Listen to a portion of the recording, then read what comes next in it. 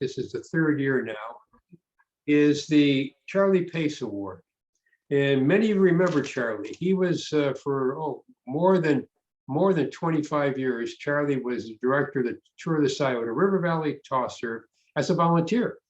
Charlie was a banker, a wonderful person, wonderful personality, beloved by all. And Charlie volunteered. He didn't take any pay. He volunteered for all those years. So after Charlie's passing in 2000, Jeff, it was 2021. Last year, yeah, late winter, early spring, and we created an award, and the award is for the Volunteer of the Year. We also have the Ron Isley Award, which is lifetime achievement for a person who has volunteered for many years, doing many different things. Well, the person that I am nominating this year is Jeff Pyrone. Now, many of you know Jeff. Jeff was the GOBA director in 2019 and 2021 when we did Western Ohio Bicycle Adventure, and then he retired. Jeff volunteered this year to be the assistant GOBA director. He also found all the food stops, and he found the rest stops, morning and PM rest stops, and the food stops, organized the menus, and he helped Jeff, because this was Jeff being the director of his very first GOBA, in countless ways. He drove out to places, went to meetings, all sorts of things, and he never asked for any expenses or anything. We would have been happy to pay him his mileage, but he didn't want it. He just volunteered his time and his personal resources. And so Jeff is the winner, or not, shouldn't say the winner, the person who will have his name on the plaque in our office for the Charlie Pace Volunteer of the Year for this year. And I am personally very grateful for everything he did. My wife 1 year volunteered to be the food coordinator and get the lunches organized and the snack stops AM and PM on GOBA. And she knows how much work it is. I do too. I helped her. And that was just part of what Jeff did. Jeff, would you like to say a couple of words? Yeah, sure. Well, I guess first off, I'm honored to be the recipient of the award, but also a little uncomfortable with it because this organization just has so many who have contributed to the success of outdoor pursuits, and also not only this past year, but for many years. So my hats are off to them, and my great appreciation and affection too, and particularly on GOBA. I mean, I know a lot of the people who work behind the scenes and year after year, and just and it's our volunteers in this organization are so wonderful to work with because they always put the participants first, and and that's really what it's all about, and it's just a privilege to work with them. And as a former director, I mean, it's as Jeff and Jerry, everybody who's led events for outdoor pursuits knows. I mean, we're nothing without our volunteers. I mean, nothing gets done. I mean, they're really the fuel to to keep us going. So I just want to encourage people to just keep volunteering and and find recruit new volunteers and that, because that's really the backbone of the organization. And like I say, I'm really honored to receive this award, but also very humbled and because I recognize how many others have just really contributed in so many ways, not only cycling but just across the board. So thank you so much. Okay, thank you, Jeff. The second person is the Ron Isley Award winner, and that goes to Dr. Diane Manos, M-A-N-O-S. She's not at the meeting. Dr. Manos is the medical director on GOBA, and she has been doing this for over 20 years. She was co-medical director for many years, and then in 2019 became the medical director. For those of you who have not been on GOBA, we have one or two doctors, EMS folks, nurses who volunteer their time for the entire week We have a medical RV with first aid equipment. And they have office hours in the morning and afternoon. So if your aches and pains or you got a strawberry from taking a tumble, you can go there and get some medical equipment. And of course, they also may say, you know, you need to be in the hospital. And it's not just anybody saying it, it'll be a medical professional saying that. She starts out long before go, but checks all the medical supplies we have in the office and ensures that we have enough of everything. Then make sure that the medical RV has everything there that we need. She's extremely knowledgeable. She is extremely works well with people, and that is, absolutely critical. We've had sometimes in the middle of the night, somebody knocks on the door of the medical RV, and the medical volunteers are all sleeping in tents. You got to wake somebody up and see if there's some emergency medical care that is needed. She's not here, but she is retired. I should not say retiring. She's no longer going to be medical director next year. And it's just appropriate with providing us 20 years of volunteering. And that's what the Ron Isley Award is for. It's for somebody who has helped this organization over many, many years. And she fits that perfectly. Now, we all know her as Dee Dee. It's Dr. Diane Manos, but it's Dee Dee to all of us who know her. And I'm sorry that she's not here, but extremely deserving. It's Dr. Manos. Hey. Okay, a couple of comments, and then Jeff is going to give an activity report. Last year at the annual meeting, we were sending out a letter talking about, as a result of COVID, the financial situation we faced. It was dire, folks. As board president and board members, we wondered if we were going to be around. The IRS reports about 20% of the charities in this country went out of business during COVID because just they couldn't get the fundraising they did or have the events or whatever it is. I drafted a letter, it was reviewed, and it went out and essentially told folks, here's where we are. And we raised $85,000. I was hoping for 15 to 20. That tells you how much I know. We had one of our long-term participants gave us $10,000. Cool Sporting Clothing, KUHL, you can get it at REI. They're headquartered in Salt Lake City, Utah, and we get a check for $5,000 from them. I called the person's name on the letter and I said, how did you learn about this? He said, one of our employees had participated in one of your events and brought this letter to us, and we can't let outdoor organizations go out of business for financial reasons. And he said, we felt you deserve this. Okay. We had somebody else who gave $2,600 and Microsoft matched it. It was an employee match, so that was $5,200. Now, if you add those numbers together, that's not quite 1/4 of that $85,000 from 4 donors. Cool Sporting Goods, an anonymous person who wants to be anonymous about this, and then an employee of Microsoft and Microsoft.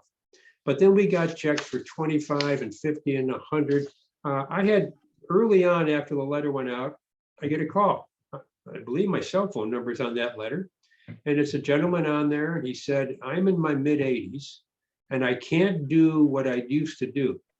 He said, but I've been going to COP outdoor activities for over 50 years. He said, I learned how to kayak. He said, I bike with people. And he said, is it okay if I send you $1,000? And I said, sure, it's okay. You please do that. But here's a person who the organization touched over 50 years ago. And it was so meaningful for him to be outside with fellow people. We have a letter going out this year. I've drafted it. Jeff has made some edits to it. And it's saying essentially, one, we got through the worst of it, but we're still not out of the woods. We need to get a half-time to a full-time person. Before COVID, we had 2.5 employees. We now have 1. Jeff does GOBA, Jeff does TOSSERV, Jeff answers phone calls, Jeff answers all the emails. Jeff is a single employee. I volunteer a lot of time. We have other people who volunteer a lot of time, but we need some additional staff help. And so the money would go toward that. So letters gonna be going out. Jeff, how many people made a donation last year? I think it was about 135, Okay, and there were online donations, many through the mail. we had the letter that we sent went out electronically to 9,000 people. That is, if you wrote GOBA or TOSSERV or ZOBA or any of our events that we had your name in an email. What was absolutely shocking is that half the people opened the email. Here's a fundraising and they opened the email, half. Now, so that'll be coming. We hope that the generosity is again this year. We hope that we can add a half-time to a full-time person so that Jeff isn't running 8 different directions at one time. Those are my opening remarks. One more thing. You have in front of you some numbers. I want to tell you what those mean. We had 10,750 participant experiences. That means that now some of those 10,000 are the same person who did multiple things. But we had, it could be our one of our 4 major events, or it could be the ride series on 10 Saturdays. It could be weekly rides. It could be our kayak program. And so your name could be there more than once. When you take that, it was 16,255 event days. If you were on GOBA, you were there 8 days. And so you take with GOBA, we had 800 people there, 8 days, that's 6,400 days, event days. And our best estimate is we had 650,000 bicycle miles that were ridden. Now, I want to talk the last thing about safety. We had we had some injuries this year, but we had very few injuries, and that's 650,000 miles of biking. And want you to know that if you register for one of our events, you are covered by our liability policy. That's a wraparound. Your personal health care is first. But we had a situation that I got the phone call from an attorney one day in the office, this is about 4 years ago, and said, I'm representing so-and-so. And of course, I don't know who this name is. And I said, I'll get you in touch with our insurance company. What happened is it was on GOBA, and they were on a trail for a short period of time, and there was somebody walking against the riders. There were 3 riders in a row. The first 2 saw the pedestrian, the third one didn't. The second rider veered and he hit the person head on. It was a woman. They were both severely injured. She was hospitalized, he was hospitalized, and he was cited for reckless operation of his bicycle on a trail. And he was found guilty in court. And his personal liability insurance, his homeowner's policy, was exhausted. And at that point, from the judgment, that person could have gone after his personal bank account, his home, or whatever. Our insurance company then wrapped around that. They never revealed, but their settlement was reached. I don't know the dollar amount or anything, but our settlement was reached with our insurance company on his behalf, and he didn't have to take money out of his own pocket. If you are a ride leader, and something happens and a rider gets injured and says, well, it was a ride leader's fault. They didn't tell me about the bad railroad tracks. You're protected. We defend you. So part of all these activities and all these miles, and it's not cheap for the liability insurance we have, but it's a peace of mind, because guess what, folks? When you're president of the board they're going to sue somebody, but I'm second and Jeff is third. And so we have, and probably some board members are going to be named also. Okay, Jeff, I'm going to turn it back to you. Are there any questions? If there's a question, put it in the chat and we will answer as the evening progresses. Jeff, back to you. Thanks. I'll try and give, and unfortunately, I can't see the chat. So if something pops up, Jerry, that you can see, because I've got my screen is filled with all these wonderful event logos. And this is actually a piece of what you will see on our new website when it's revealed. Could be days. It's really ready. We just need to unveil it and then start building all the back end pieces. But isn't it nice to see all these big events all cozied up to one another under one umbrella? For so long, and when I've been around here, this market for 20 plus years, I've seen Columbus Outdoor Pursuits I used to travel down from Michigan to do CFC. All these things sort of operated independently, and there was the vibe on the street that Columbus Outdoor Pursuits was just a bike club that put on cheap rides and had some kayak people. But as Jerry said, we are bigger than that, more professional than that. And, this pandemic has allowed us to finally get all these things up under the one umbrella and tell the story that, we offer a lot. And, the proceeds that we've made off of GOBA and Tazra has not only run the organization, but put $1 million towards the Ohio to Erie Trail Fund over the last 20 years. I mean, it's significant impact and seeded bike advocacy organizations and efforts across the state of Ohio. So very purposely want to show all these things sort of nestled up together. And if you'll see the branding and the imaging, there's a purpose to it all sort of looking similar. So I'm going to go through, I think my next slide. Okay. I'll just run through these, and I'm going to run through them chronologically, try and be quick. The Ohio to Erie Trail Adventure was a first-year event, a boutique tour. Actually, the Ohio to Erie Trail Fund came to us and said, we know you're in trouble. There's a market for this event. Take our blueprint and do it in the spring. We did it. Mike Michael was the ride director and did a fantastic job bringing some of the other people who'd done this, managed this before. 7 days, 35 riders, and it was a fundraising event, and brought in a nice little chunk of change to help us out. There, we just got the adventure cycling. I hate to mention the competition, but this is, where adventure cycling grew out of Columbus Outdoor Pursuits and Tazra. But they are this year offering 2 Ohio to Erie Trail Adventure end-to-end rides, commercial rides. And there are other commercial ventures that are coming into that destination trail. So we're definitely going to be running it again in the spring. And again, we've got a great formula and really look forward to that. So that was a wildly wonderful, successful thing that we added last year.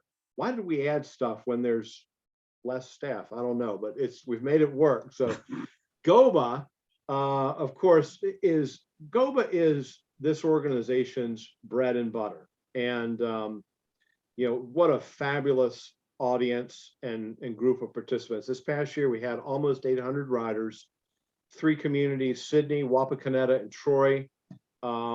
Fantastic volunteer leaders like Dr. Manos, Tom Biltz, who's on this call, is our campsite director, and Bill Egan, it might be on this call, driving our equipment trucks, and Marie and Todd Johnson running the emergency and the SAGs and the ham radio stuff. I mean, there's a fantastic infrastructure that really makes this ride happen. So again, I think we made a little bit more on that than we expected, but again, that's a ride that it's a fixed cost. The variables, once you reach 800 or 1,000, the variables come in a little bit, but you know, we covered that well and had a little bit left over, and that was quite nice. So next year we're going, as I said earlier, to a region we've never been before in Ohio, 4 communities I'm pretty sure that we've never been to. We'll touch 5 counties. If anybody has been paying attention, you know where we're going. I don't know which way to point north in one way or the other, but you catch the drift. We will announce that officially over Thanksgiving, but we've been kind of not secret about it because we're getting some local riders and participants to help us line up these communities, host communities. Zoba, Cross Ohio Bike Adventure, Maureen Capehart is the ride director there. And we had about 28 to 30 riders, basically went from Hillsdale, Michigan over to somewhere on the Pennsylvania line. It's a week-long adventure, about 65 miles a day. You know, I've got to throw in husband Jerry, you know, is along with Maureen, you know, certainly participating just as much as Maureen, but Maureen's name is there at the top. She's been a ride director, a co-director of that event for years. And let me say this, Zoba will be a huge focus for us in 2023.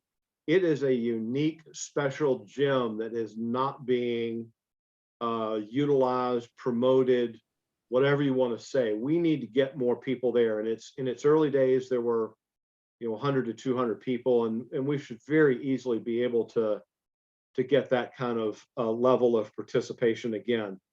This coming year, we'll be going from the, I don't know how you say it, Decatur, Indiana, that area, over to Calcutta, Ohio on the Pennsylvania border. So it's through communities like, you know, north of 36 and south of 30. There's just a whole swath of communities in there. Again, around Thanksgiving time, we'll have some more basic concepts about what those host cities look like. But that will be a huge, one of our primary goals for 2023.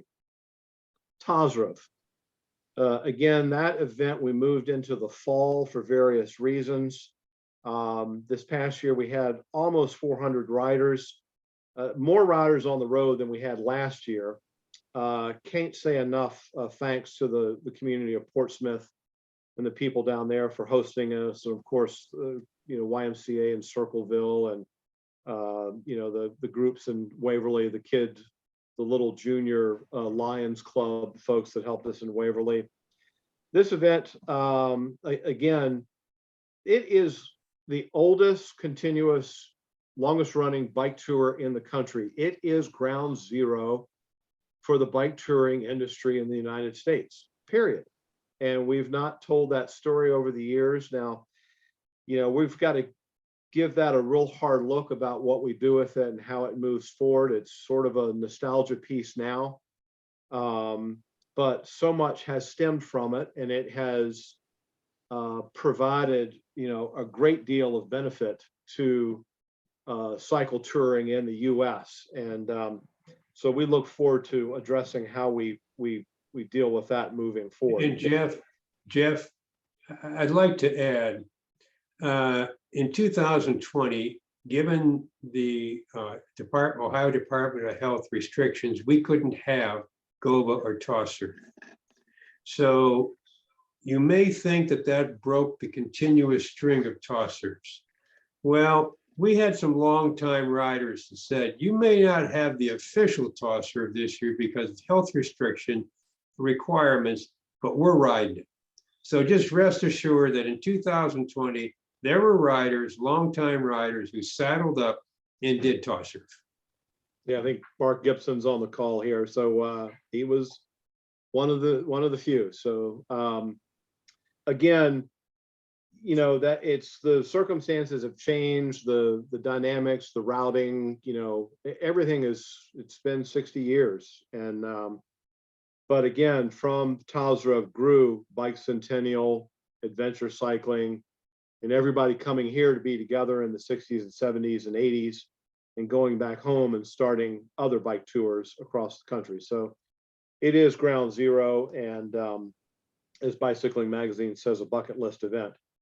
Now, the cycling series, 10, we used to call these budget rides, but they're, we don't like that term. It's a series of single day rides, the stuff like Woodstock, Spot, Mock, Top of Ohio, Ridge Runner Ramble, Spring Hoot, Ride the Derby. The Steve Barber ride's been added to that, the Covered Bridge, the Fall Hoot. 10 rides. This was totally volunteer driven, and a huge shout out to Trish Kovacs, who was the leader of that group, but had able help from Mark Gibson, who's on here, Penny Marshall, Jan Flowers, Julie Vergolette. I think Lindsay might have helped some, but they went out, marked the routes. It was a $10 if you remember, 20 if you weren't. We had a partnership with Pelotonia to drive their people to it, but we had 700 riders over those 10 rides, and made almost $10,000 from those series of volunteer driven events. So significant. And I think, how we move forward with that again is will be a great conversation with our board retreat. Do we expand some of them, bring back Knox County, put some soup out there in the middle, make some of them more full service. People are looking for it, for these one-day adventures, and these are tried and true, and many of them are in their 40-something year anniversary, so they've been around for some time. The weeknight rides, notice how I'm going through the little tiles here. This is when you come to the website, you're going to see these 8 tiles, and you'll click on them and you'll go to that event or that thing. The weeknight training rides, we had 8 rides over the course of, I think, every day but Sunday. We had rides Monday through Saturday, maybe not Friday at this point, but there's somebody who wants to do one of those. We had 450 to 500 people, if I'm not mistaken, or is my number wrong? People who actually registered for those. I can't say enough for the leaders, the ride leaders that took these on, provided the routes every week. And I'll come to something else here in a second, but provided incident reports when something happened. I'd get a call and or an email, here's something that happened last night, and here's what we're doing to mitigate it. So, hats off to Aaron Earhart, who was our Charlie Pace Award winner last year. There was a problem with some bad behavior early on in the season on one of the rides groups, and he brought in an outside coach and led a seminar in a week or two later on proper riding etiquette, behavior, etc., for fast-paced line riders. That's sort of a thing that hasn't happened much in the recent past. That was really why COP and organizations like bike clubs existed, to socialize and teach people how to ride in groups. But hats off to all the ride leaders that led those. I'll come back to something in just a second. Our backpacking and hiking, we had, I think, about 4. We had a couple of day hikes, and we had 4 overnight backpack trips that had about 25 people total. Mary Ellen O'Shaughnessy has been a great leader on that. That's all been volunteer driven. And we're kind of eager, I think she's very eager to figure out how to get more people to participate in group overnight backpack events. And so that's a good question that we'll be asking at our strategic board retreat. And we also had some little small urban cycling tours at the Green Lawn Cemetery. We partnered with them. I think 5 or so of those that we drew maybe 50 people total. And again, that was a partnership with Green Lawn Cemetery, and people come down for 2 hours and ride around a guided tour of what is really a unique asset to the city of Columbus.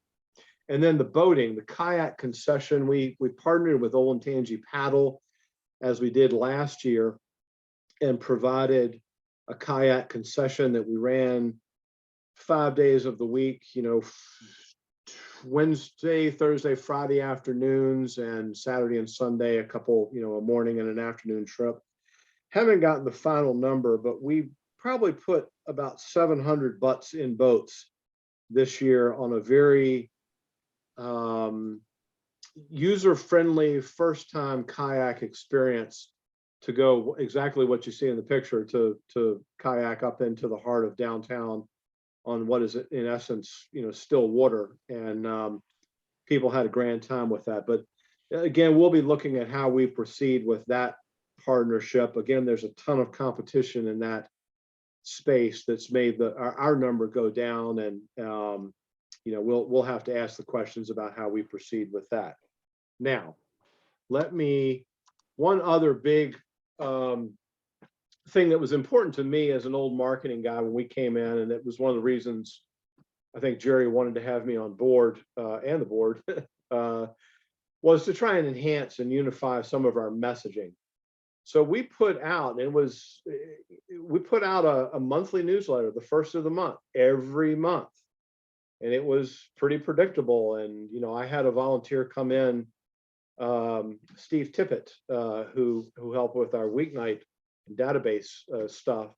He said, boy, I've heard more from you in the last 3 months than the last couple of years. This is good stuff. It's usable. So we're trying to get something out there that's simple, hits the bullet points. Here's what's coming up. Here's what to look out for.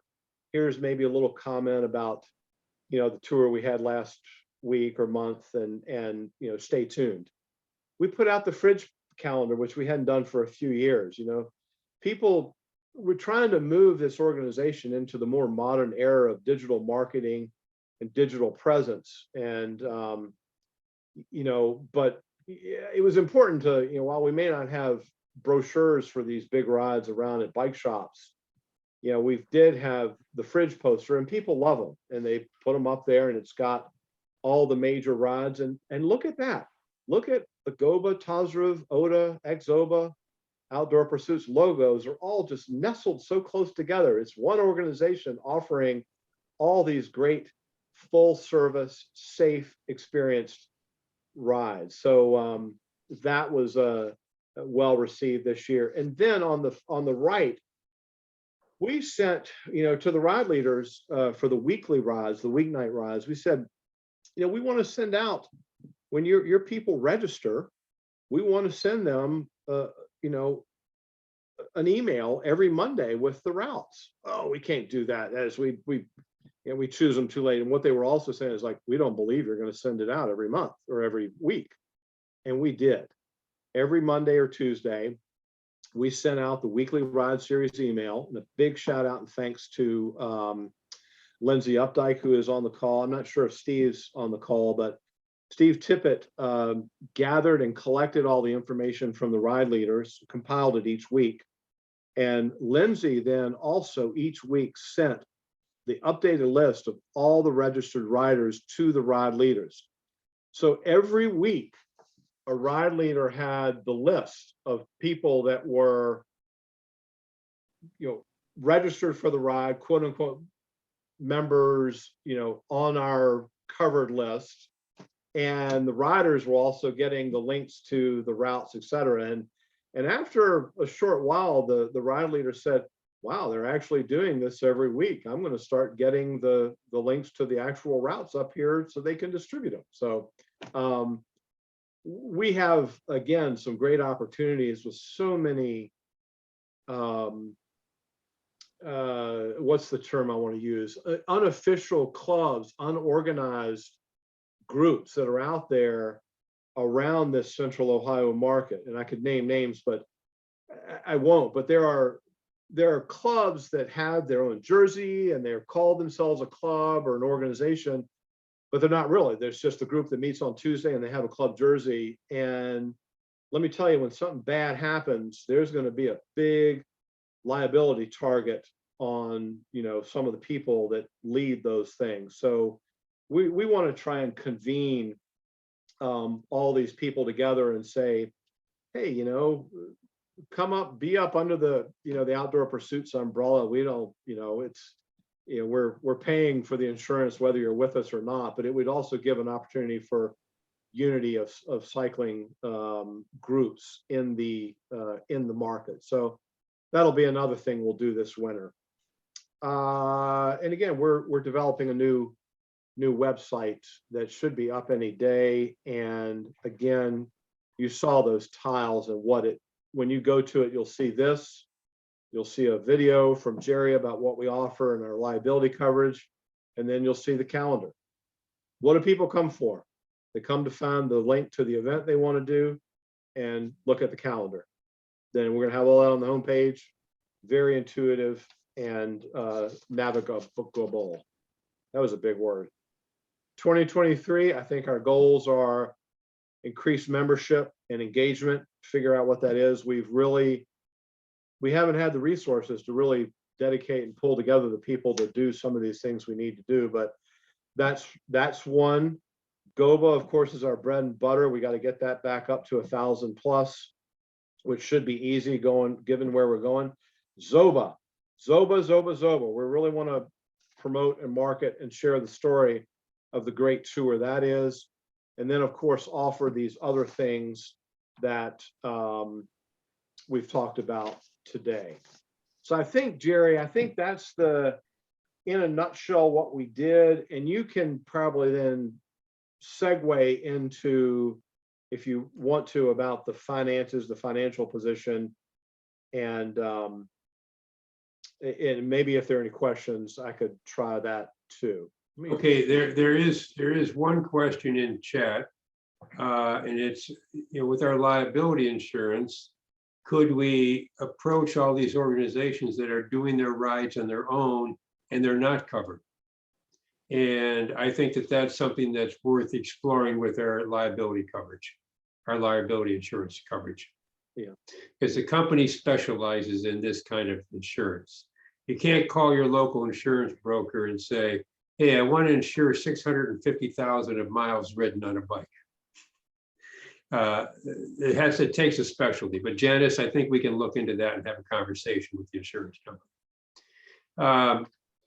I talked a bit in the beginning about the finances.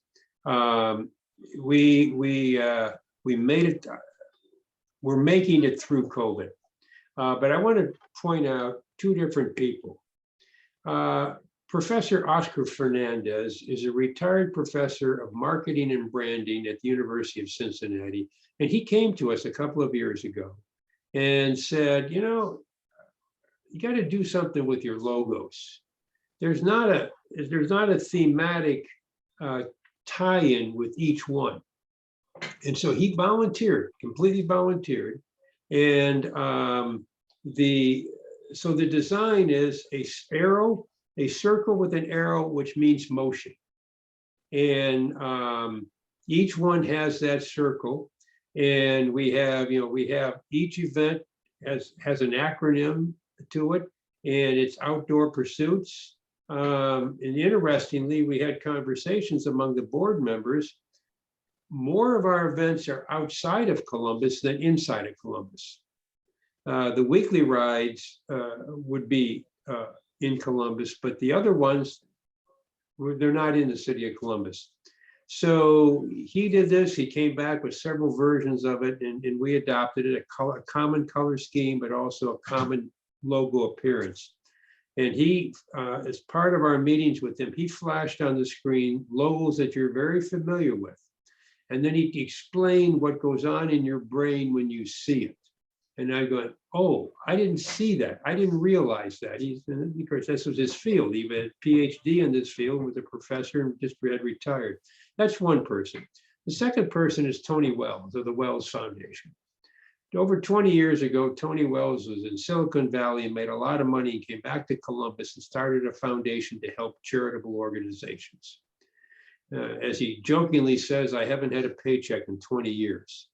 And I have introduced a number of nonprofits that I volunteer for to the Wells Foundation.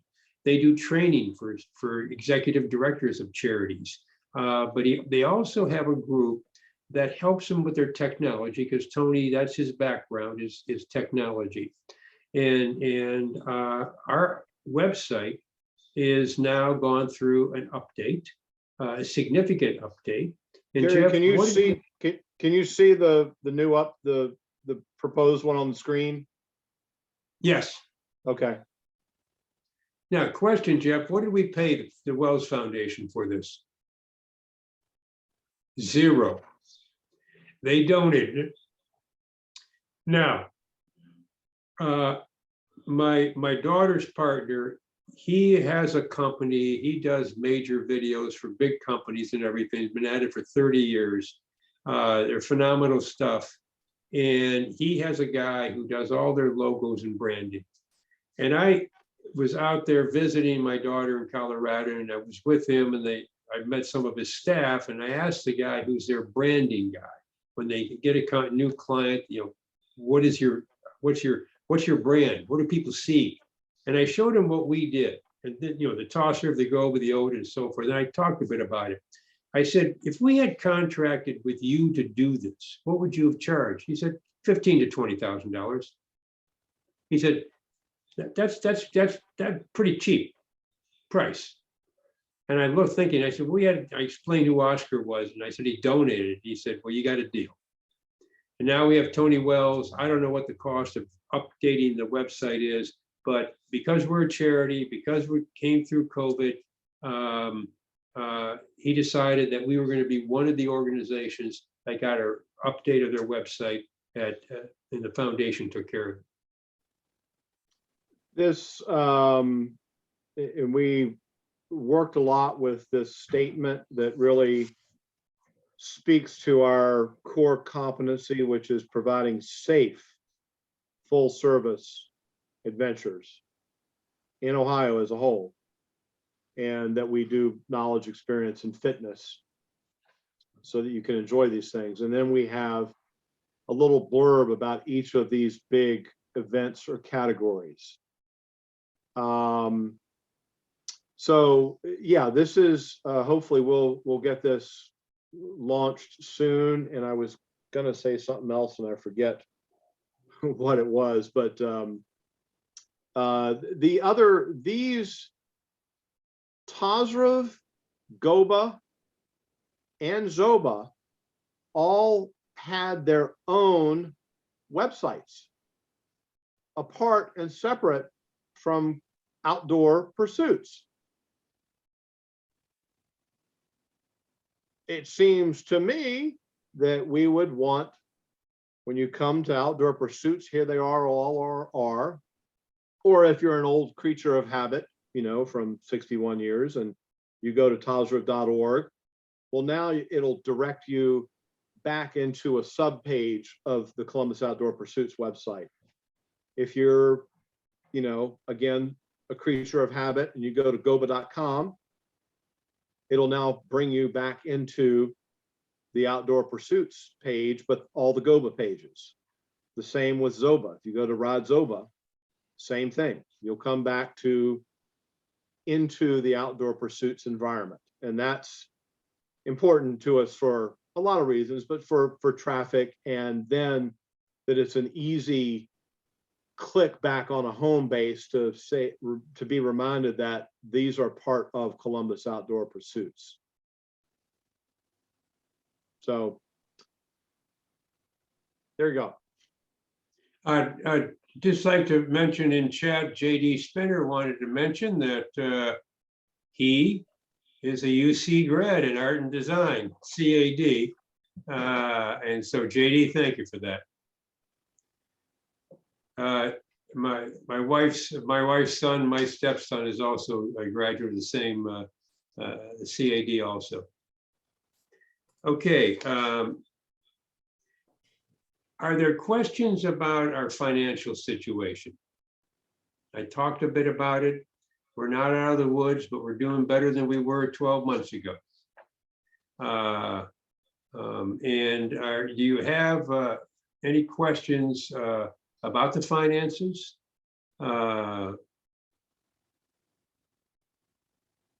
Comments or thoughts?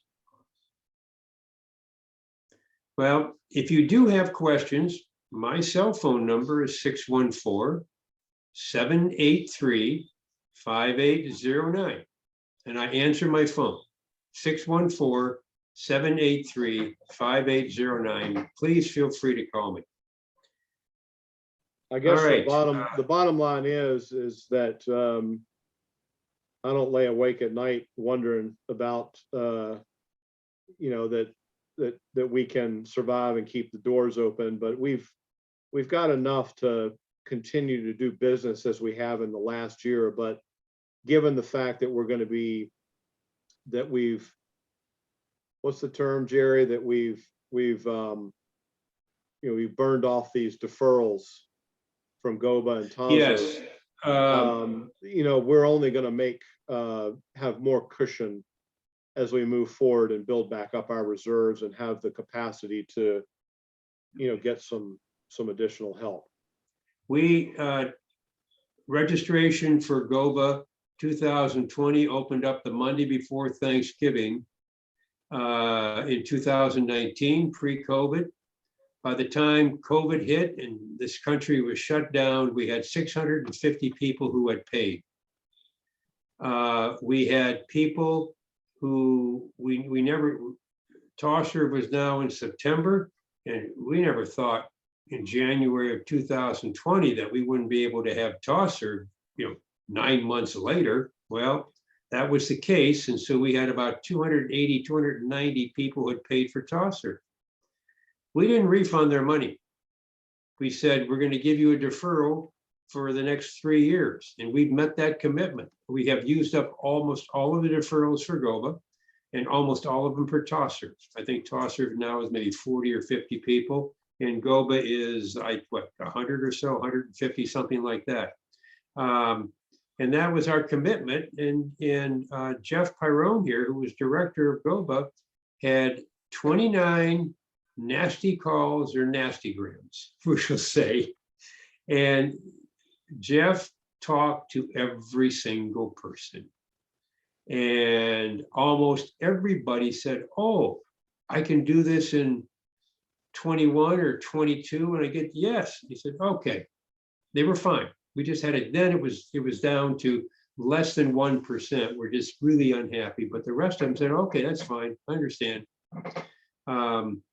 All right. At the annual meeting, we have nominations and the election of board members. Our board members' terms are for 2 years. And so anyone whose term expired in 2022 is up for re-election. Our financial year is October 1 to September 30th. But the person takes office on January 1st to December 31st. And so we have 4 board members who are on the call or on the Zoom meeting, and each one of them, their term is up, and that's me, Julie Vergolette, and no, Gordon Pry is not on. He's our treasurer, and then Eric, where are you at? Eric Brandt. All 4 of us, our terms are expiring, and I didn't get a hold of Eric, so I'm going to put Eric on the spot. But since he's at the annual meeting, I'm assuming he wants to be reelected to another term. Eric? That's correct, Jerry. Okay, thank you, Eric. Talk about a little bit of pressure. So we have in nomination, the 4 of us. Are there other nominations? We do not have all the board seats filled. We have lots of room for board members. We had 3 resignations this year. And so, but we still have, let's see, we were up to 12. I think we're at 9 right now. Do we have anyone else who would like to be nominated, or maybe nominate someone who's not here at the meeting who would be really surprised by a nomination?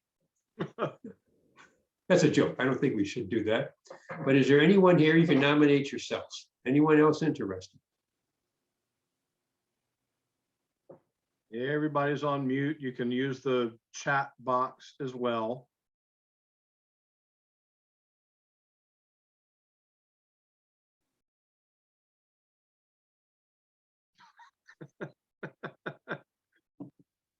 Jerry Capehart, past president, just told me that I had the dates wrong for the for the term. I will check the Constitution, Jerry. It takes one Jerry to know another Jerry. Julie Vergolette says, join us, we have cookies.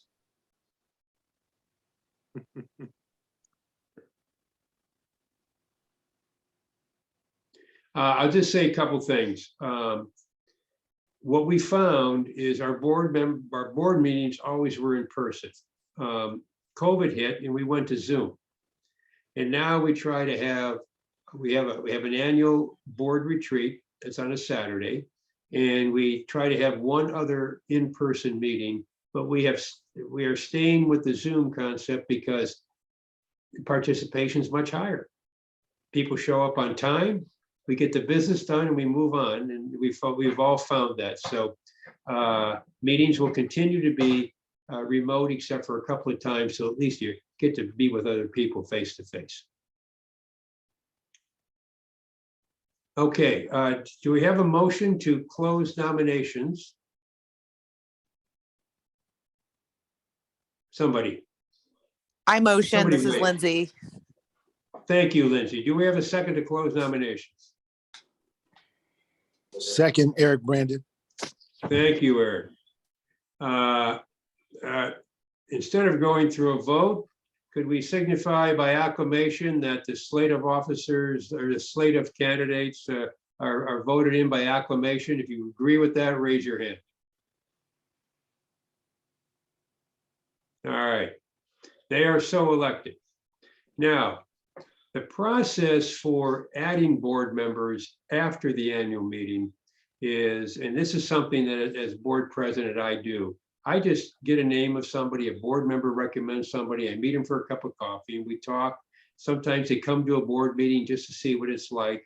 And so there's a constant process of then I bring the person's name to the board and they can be voted on the board. The second thing is the officers of the board serve one-year terms.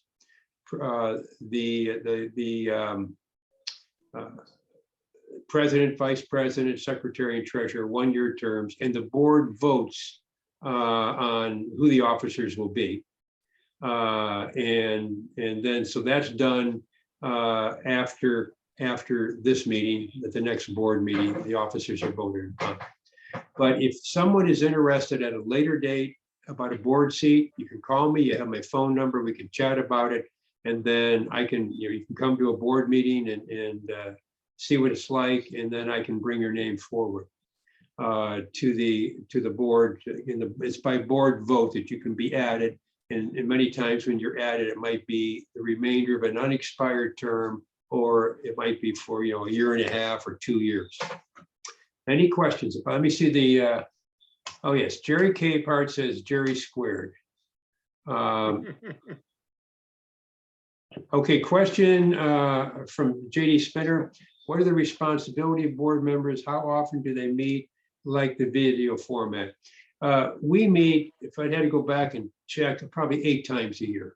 We have certain months we don't have a meeting. The responsibilities are this. We ask that the board members are a member of the organization, which goes without saying.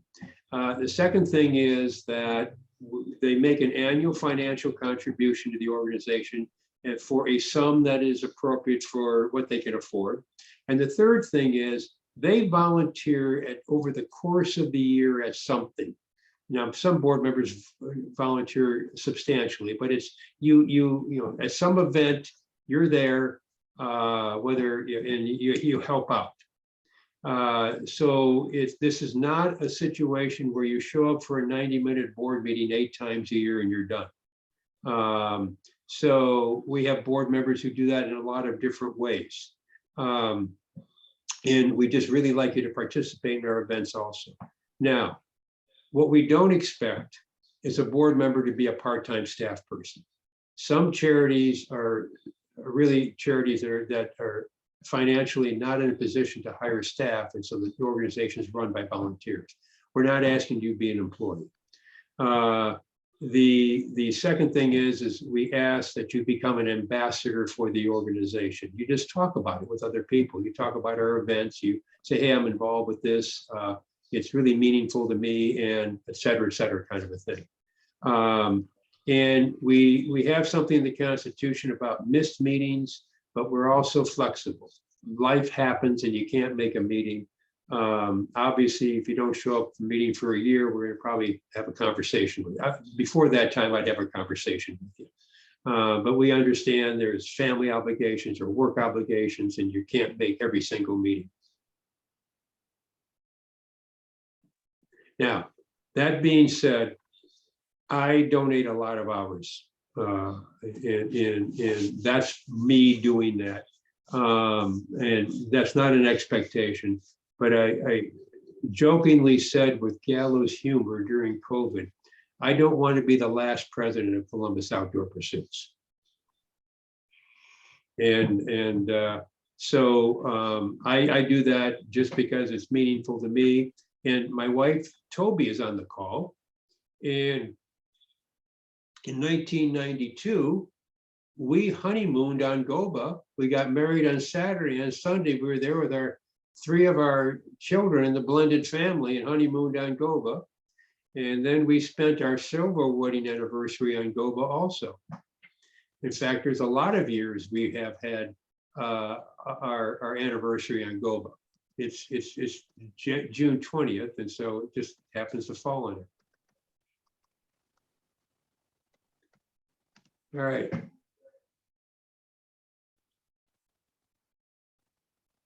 Yes, you know, I thought it was really nice that Janice Flowers was on Tossbridge.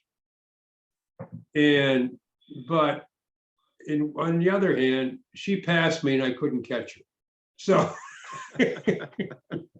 so I thought, well, I'll hang and ride with Janice for a while. And then I thought, no, she's too far away.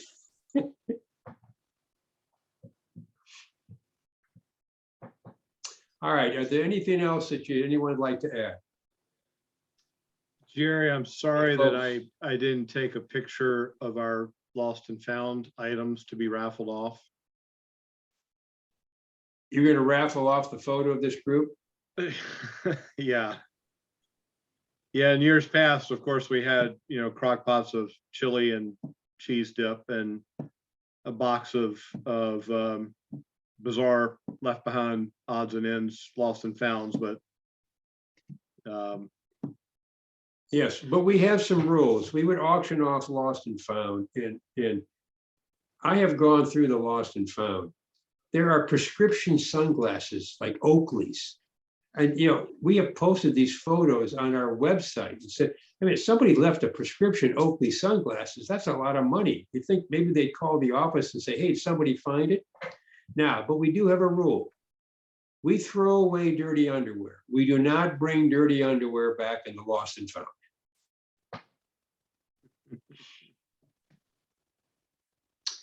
And one year on Goba, a rider came to the information desk in the afternoon after he rode that day and said, someone stole my tent off the truck.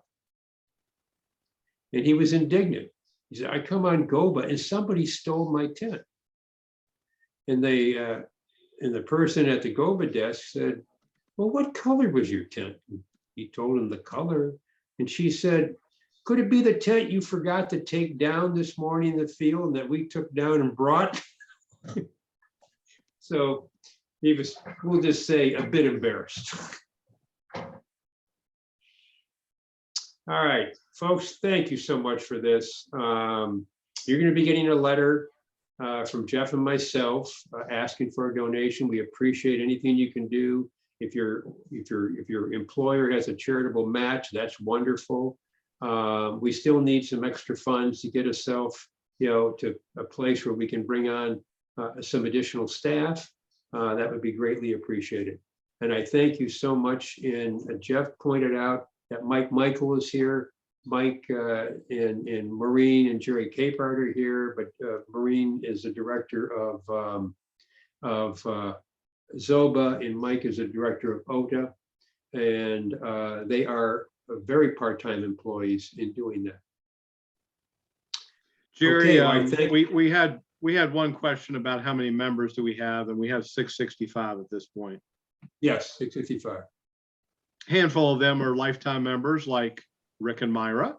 Thank you. There they go. And unfortunately, our system is set up to keep every year to let them know that it's time to renew, which I got to figure that out. So maybe we'll get our database super volunteer, Steve, on that. So, All right, I thank you all for being here. thanks, everybody. Stay tuned and we'll see you around Thanksgiving with some route announcements. Tom, where's Tom? See you Did Tom go away? Thank you. Bye. Dang it, Tom went away.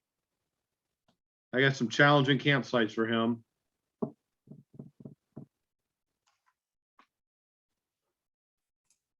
Hey, Jerry. JD, thanks for all you do, bud. Thank you. Thank you, guys. I'm excited to do whatever I can to help. So, Hey, you don't have to be a Central Ohioan to be on the board. all right. Just saying. Gotcha. I'll be in touch. Absolutely. Thanks, guys. All right. Thanks, everybody. All right. Bye-bye. Gordon, thanks for all you do. See you over there. It's funny, your screen is like this. It's very.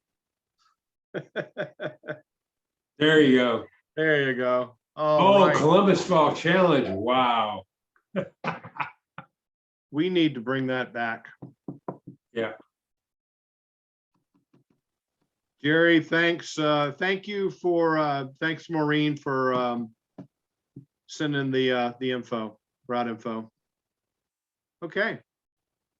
Rick and Myra, thanks so much. Thanks for letting me know about those emails. It might take some time to sort that out, but we'll just know that we know that you're with us. So thank you. All right. All right. Jerry, thanks. Are we good? We good? Gordon, you got anything? Okay, I'm gonna end you out here. See you later, Sandra.